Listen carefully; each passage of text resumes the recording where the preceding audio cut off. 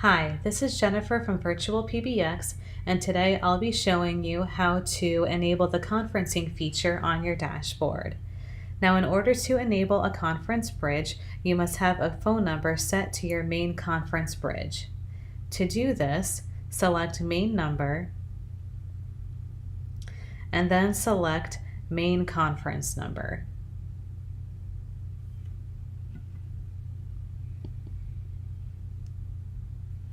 To assign a main conference number, click Add from Spare Numbers or By Numbers and choose the number you'd like your conference attendees to call.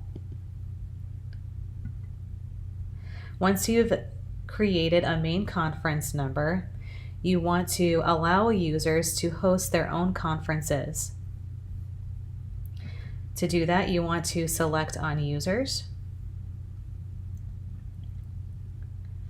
You want to click the person that you would like to enable this feature for under User Features. And then you want to click Conference Bridge.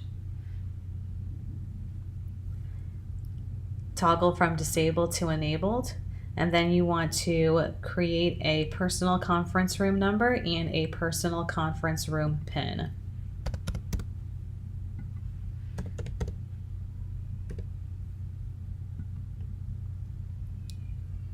Then save the changes. And now the conference bridge feature has been enabled. If you want to join a conference, you simply dial the main conference room number, enter the conference room number followed by the pound key, and then enter the conference room PIN followed by the pound key. And there you have it.